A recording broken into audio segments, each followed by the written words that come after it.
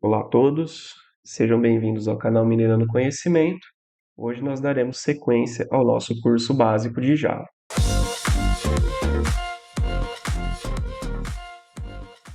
Galera, então dando sequência ao nosso curso básico de Java, hoje nós veremos um pouco sobre a aplicação das classes wrappers e para entender as classes wrappers a gente precisa voltar um pouco no conceito que vimos na nossa última aula, que foi o conceito de tipos primitivos de dados. Então nós vimos, com base na exposição da última aula, que os tipos primitivos são tipos de dados que não são representados por objetos e as classes wrappers, diferentemente, elas são representadas por objetos. Então, para cada tipo primitivo, nós teremos uma classe wrapper associada a ele, uma classe wrapper que vai empacotar esse tipo primitivo ou encapsular, né, em outras palavras. Então, de forma resumida, a gente pode dizer que classes wrappers são classes encapsuladoras de tipos primitivos. Então, qual a diferença entre usar tipos primitivos e classes wrappers? A gente sempre vai estar preferindo pelos tipos primitivos, pessoal, quando a eficiência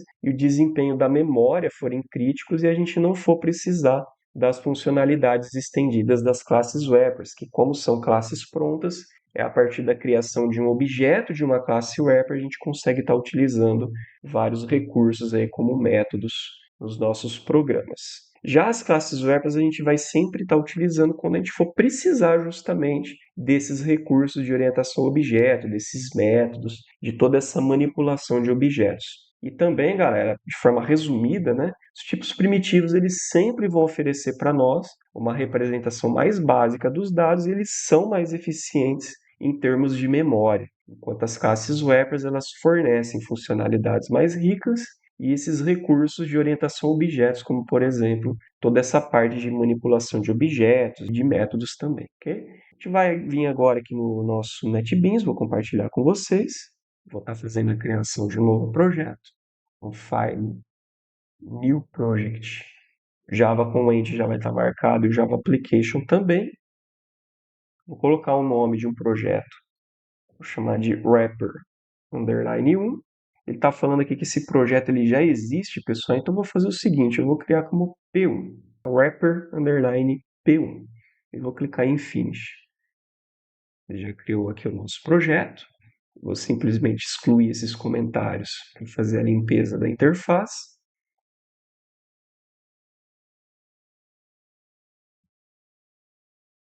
E aqui eu vou colocar um comentário para vocês, para a gente compreender essa questão das classes wrappers. A gente vai ter então as classes wrappers, que vão encapsular os tipos primitivos.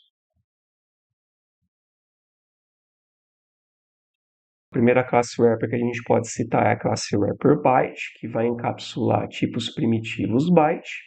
E a gente sempre vai ver, pessoal, pela nomenclatura, pela forma de escrever um ou outro.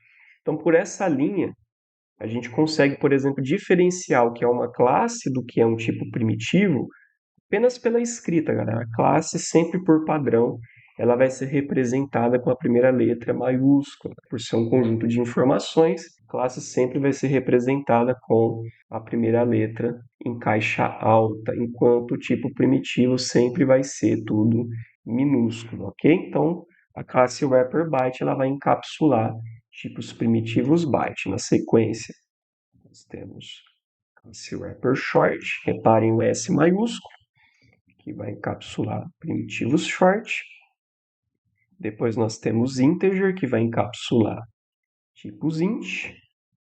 Na sequência, float, que vai encapsular primitivos float. Depois double. Depois do integer, na verdade, eu esqueci do long, galera. Então coloca aqui o long, que vai encapsular tipos primitivos long. Depois do double, a gente tem character, que vai encapsular tipos char. E por fim, o boolean, que vai encapsular tipos primitivos boolean. Okay? Então, para cada tipo primitivo, nós temos uma classe wrapper associada a ela, tá, galera? E a primeira classe wrapper que nós vamos estar vendo aqui nos nossos exemplos é a classe wrapper integer, ok? Então a gente vai fazer aqui o nosso primeiro exemplo dessa classe, tá, gente? Então eu vou fazer o seguinte aqui, a gente vai estar utilizando então o integer e eu vou criar um objeto chamado a que vai receber o valor 3. Na sequência a gente vai estar mostrando esse a. Esse integer é uma classe wrapper. Ao invés da gente fazer int a recebe 3, eu faço integer a recebe 3. E aqui a gente mostra o a. Vamos ver se ele vai mostrar corretamente para nós. Mostrou. Reparem que ele mostra aqui o 3. E a diferença, galera, é os objetos, né? O a gente não chama de variável, a gente chama de objeto. Por quê? Porque ele faz uma referência a essa classe integer que já existe. Vocês podem estar perguntando, professor, como que nós sabemos que esse integer é uma classe existente do Java? Se vocês segurarem a tecla Ctrl do teclado de vocês e clicar em cima de integer, vocês vão ver que vai aparecer aqui no menu superior de vocês o integer.java, que é uma classe já existente, e dentro dessa classe a gente já tem uma série de funcionalidades, de métodos que a gente consegue estender sempre que a gente for fazer o uso dessa classe wrapper específica, tá, galera? Reparem que é uma classe relativamente extensa, né? Tem mais de 2.000 linhas, já com funcionalidades prontas que a gente só estende lá para o nosso código sempre que utilizarmos uma classe wrapper aqui como tipo do nosso objeto. Antigamente, galera, a gente também fazia a criação de outra forma. A gente fazia integer a recebe new integer. E aqui dentro do parênteses a gente passaria o 3. Se a gente salvar aqui e executar, reparem que ele continua mostrando 3, tá, pessoal? Mas aqui na tela, vocês vão ver que ele traz esse integer com um risco. E se a gente clicar aqui no balãozinho de aviso, ele vai estar falando para a gente remover esse new integer, porque esse new integer não é necessário. O NetBeans ele sempre vai estar fazendo essas recomendações para nós de coisas que são desnecessárias, tá? Então a gente pode remover esse new integer aí que vai funcionar da mesma forma, tá? A gente vai estar conseguindo criar objetos da mesma forma. Uma outra coisa que a gente pode fazer, galera, é um empacotamento de um tipo primitivo. Então a gente vai fazer um comentário aqui, ó, empacotamento de tipo primitivo, né? Um empacotamento implícito que a gente chama. A gente pode criar uma variável aqui b primitiva, reparem o int na frente, e eu vou colocar aqui dentro o valor 5. E aí eu vou fazer o seguinte, galera, eu vou criar um objeto da classe integer, que eu vou chamar de C, e esse objeto vai estar recebendo B. O que eu estou fazendo aqui, pessoal? Eu estou empacotando esse tipo primitivo, eu estou criando uma variável B que está recebendo 5, e esse B ele é primitivo, porque ele é int, e na sequência eu estou criando um objeto C da classe wrapper integer que está recebendo o B, ou seja, está recebendo 5. E aí a gente vai mostrar esse objeto C, para realmente ver se ele vai mostrar o valor 5. Então, a gente vai aqui salvar, vai executar e olha que interessante, pessoal. Ele mostra aqui para nós o valor 5, ok? Na sequência, a gente vai agora fazer um exemplo de comparação, galera. Comparação aqui através das classes wrappers. A gente pode estar utilizando o sinal igual, igual, né? Mas como nós estamos tratando aqui de classes wrappers, eu vou estar utilizando o método, tá, gente? Então, eu vou fazer o seguinte. Eu vou chamar aqui de comparação, colocando comentários para ficar mais fácil. Eu vou criar dois objetos. Eu vou criar aqui o v1, que recebe 1, e o integer v2, que recebe 1. E a gente vai fazer uma comparação entre esses objetos. Eu quero ver se o meu V1 ele é igual ao meu V2. Eu vou estar utilizando o método equals. O equals vai verificar se o V1, por exemplo, ele é igual ao V2. Eu coloco o V1.equals, que é um método, e aí a gente compara o V1 com o V2. O que ele tem que retornar aqui para nós, galera? Ele tem que retornar verdadeiro, true. Por quê? Porque o V1 e o V2 eles são iguais, então é verdadeiro. Ele retorna true, retorna verdadeiro. Se a gente rodar isso aqui, reparem que ele retorna verdadeiro, ok? Se a gente mudasse o valor aqui de algum dos objetos, se eu mudasse aqui o V2 para 2, por exemplo, V1 e V2 não são mais iguais. Então, na hora de comparar aqui V1 com V2, ele vai retornar para nós false, né? Por quê? Porque o V1 e o V2 são diferentes. Então, se a gente executar isso aqui, agora ele mostra false, ó, porque eles são distintos, né? São diferentes. Então, fazer esse equals aqui, galera, é a mesma coisa que eu estivesse fazendo aqui V1 é igual a V2, tá? Seria exatamente isso aqui, ó. Se a gente fosse fazer sem o uso do método, bastaria a gente fazer V1 igual a V2. Então aqui a gente fez a nossa comparação, agora eu vou estar fazendo, galera, alguns usos de constantes, para a gente estar podendo verificar algumas informações dessa classe integer. A gente vai tomar aula específica depois sobre constantes, mas basicamente constantes são dados que não mudam, ok, pessoal? As variáveis, elas mudam, elas variam, o valor delas pode variar, só que as constantes não. As constantes, os valores permanecem o mesmo, permanecem constantes até o fim. Mas depois a gente vai estar vendo um pouco mais sobre o uso de constantes. Mas eu vou estar usando aqui algumas só para a gente fazer exemplos, ó. Então, eu vou estar utilizando aqui a classe integer. Eu quero saber, galera, o tamanho em bits lá na memória do computador que uma variável, né, que um atributo aí do tipo inteiro ele ocuparia. Então a gente utiliza aqui a classe wrapper que encapsula o tipo inteiro, que é o integer, ponto .size. A gente sabe, galera, que o integer, o int, né, lá na memória ele ocupa 32 bits. Então aqui na saída ele tem que mostrar 32. Então, se a gente rodar, ele mostra exatamente o 32.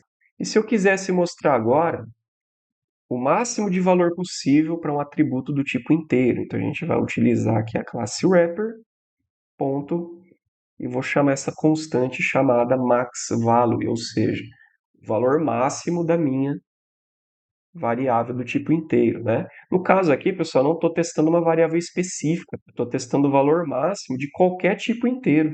Qual o máximo de valor por um inteiro que a gente consegue pôr na memória? É isso que eu estou testando. Não é de uma variável específica, é do tipo específico mesmo, do tipo inteiro. Qual o máximo de valor permitido para ele na memória, ok?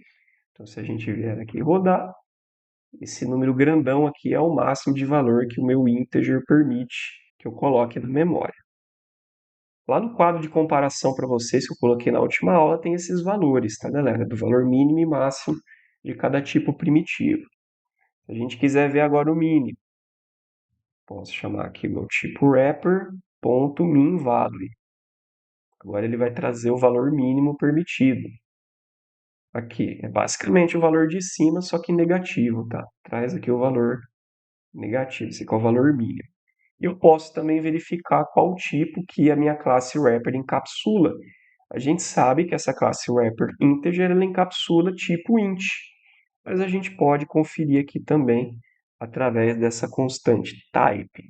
Então, vou salvar isso aqui, vou executar, e ele mostra aqui que o tipo é int, né? Então, o integer encapsula tipos ints, ok? Então, através dessas constantes aqui, a gente consegue obter essas informações. Ok, galera? Agora a gente vai fazer o seguinte, vamos fazer um exemplo de conversão. Vou comentar aqui. Aí eu vou criar uma variável chamada C. C eu já tenho, então eu vou criar o D, que ela vai receber a minha classe wrapper e eu vou chamar um método chamado parseInt.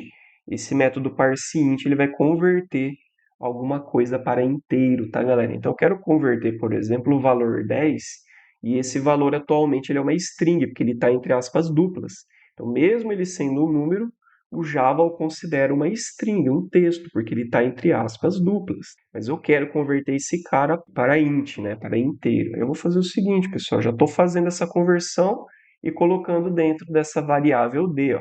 Estou falando que o d vai receber uma conversão para inteiro desse 10, que é um texto atualmente. A gente vai mostrar aqui de saída essa variável d. E olha aí, pessoal, ele converteu o nosso 10, que era texto, ele converteu para número, ok? Então ele fez a conversão para a gente corretamente. Continuar os nossos exemplos aqui. A gente vai fazer o seguinte, pessoal. A gente vai usar um método da classe integer que nós vamos fazer para poder retornar o valor máximo e mínimo entre duas variáveis, tá? Então, vou colocar aqui, ó, máximo e mínimo. E aí eu vou fazer o seguinte.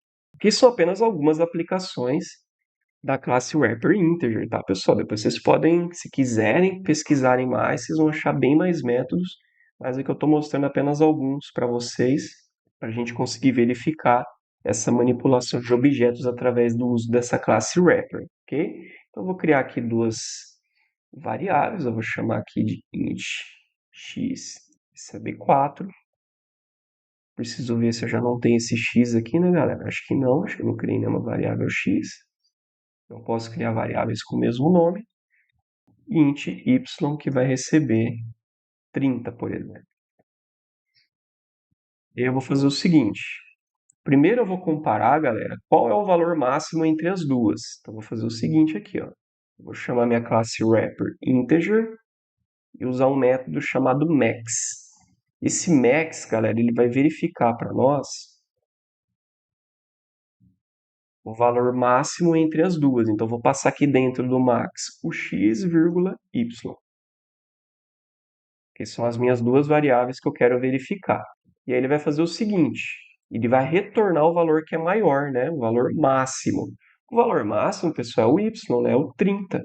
Então a gente vai rodar para ver se ele vai retornar corretamente. Retornou. Retornou aqui o 30 para nós. Certo, pessoal? Agora a gente vai retornar o mínimo. A gente vai fazer o seguinte aqui. Cria um sort. E agora eu vou fazer integer.min. Min de mínimo, né, galera? Eu quero retornar agora o valor mínimo entre x e y. O valor mínimo entre x e y é o 4, né? O 4 é o menor. Então, nesse caso aqui, ele vai ter que mostrar para nós o menor valor. Então, eu vou salvar isso aqui. Vou rodar o meu projeto e reparem que ele mostrou que o menor é 4. Ok, galera? Então, a gente conseguiu ver aqui alguns exemplos dos métodos que a gente consegue utilizar dentro da nossa classe wrapper integer, alguns usos e alguns métodos, algumas constantes. E aí, na próxima aula, nós vamos estar vendo, pessoal, um pouco sobre a classe wrapper byte e short. Eu vou fazer o exemplo das duas na mesma aula, ok? Então, aguardo vocês até a próxima aula. Um abraço, pessoal. Até mais. Tchau, tchau.